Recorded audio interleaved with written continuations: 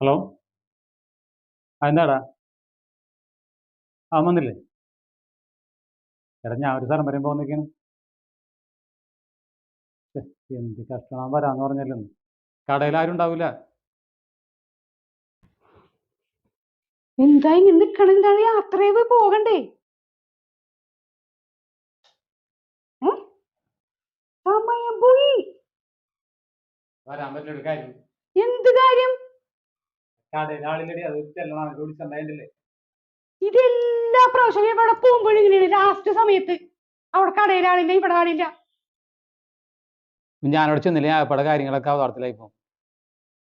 ശരിയാണ്, ഞാൻ വരാന്ന് പറഞ്ഞാണ്. പക്ഷെ വരാൻ പറ്റണ്ടേ? എന്ത് ചെയ്യാൻ പറ്റും? ഇതെല്ലാ സമയത്തും അതെ.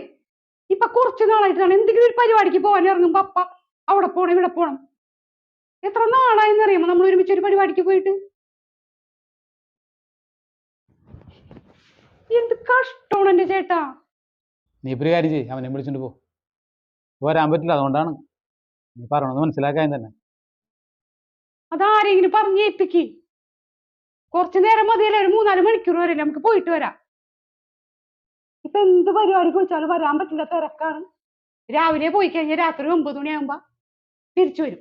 അത് അമ്മ പറഞ്ഞ ശരിയാണ്. തിരക്കൂടിയപ്പോൾ പപ്പ എവിടെയെങ്കിലും നമ്മളെ കൊണ്ടുപോയണ്ട. പണ്ട് പപ്പ എവിടെയൊക്കെ കൊണ്ടുവരുന്ന നമ്മളെ. ഒരു സ്ഥലത്ത് പപ്പക്ക് തിരക്കൂടിയപ്പോൾ ഞങ്ങൾ എങ്ങും കൊണ്ടുപോയിട്ടില്ല. ഒരു മര്യാദക്കൊന്ന് വർത്താനം പറഞ്ഞിട്ട് എത്ര നാളായെന്നറിയാമോ? എന്നോട് മാത്രമല്ല, പിള്ളേരോടും അതെ. ഞങ്ങൾ ഇങ്ങനെ ഇവിടെ മുനി പോലെ ഇരിക്കുക, രാവിലെ തുടങ്ങി വൈകുന്നേരം വരെ ഇവിടെ മുനി പോലെ ഇരിക്കുന്നു. വീട്ടിലുള്ളവരെ സ്നേഹിക്കണം, അല്ലെങ്കിൽ അവരുടെ കൂടെ കുറച്ച് സമയമെങ്കിലും ചെലവഴിക്കണം അവരുടെ കൂടെ. അതേടി, നീയൊക്കെ തന്നെ അതന്നെ പറ. ഞാൻ ഈ രാവും പകലാണ്ട് കഷ്ടപ്പെടുന്നതിനാണ് നമ്മുടെ കുടുംബത്തിൽ ഒരു കുഴപ്പമില്ലാണ്ട് പോണത്. നിങ്ങളുടെ കാര്യത്തിന് എന്തെങ്കിലും ഞാൻ മുടക്ക് വരുത്താറുണ്ട്? എന്തെങ്കിലും കാര്യത്തിന് മുടക്ക് വരുത്താറുണ്ട്? ഇങ്ങനെ ഇരുന്ന് കഷ്ടപ്പെടുന്നവരെ നമ്മുടെ കാര്യങ്ങളൊക്കെ ഭംഗിയായിട്ട് നടന്നു പോകണം. അത് മനസ്സിലാക്കണ്ട നീ. അത് ഇപ്പം നാളെ ഒരു ദിവസം നിനക്ക് പറഞ്ഞിട്ട് എന്തെങ്കിലും കാര്യം ഞാൻ നടത്തുന്നില്ലെങ്കിൽ നീ തിരിച്ച് പറയും.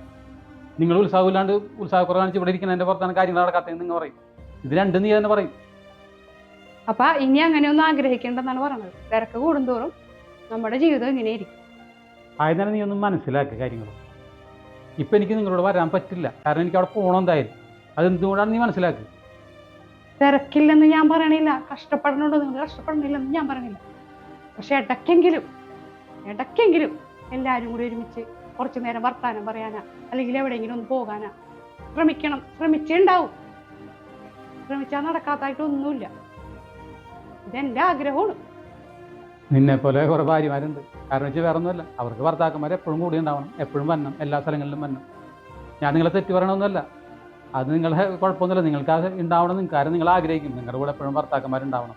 എവിടെ പോയാലും നിങ്ങളുടെ ഭർത്താക്കന്മാർ വരണം എന്നുള്ളത് ഇപ്പം നിങ്ങൾ ആഗ്രഹിക്കും. അത് നിങ്ങൾ തെറ്റൊന്നും പറയണില്ല. പക്ഷെ നിങ്ങൾ ഒന്ന് ചിന്തിക്കണം, നിങ്ങൾ നമ്മളെയും കൂടി ഒന്ന് മനസ്സിലാക്കണം. അങ്ങനെ മനസ്സിലാക്കുമ്പോഴല്ലേ കുടുംബത്തിന് മനസ്സമാനം ഉണ്ടാവുള്ളൂ.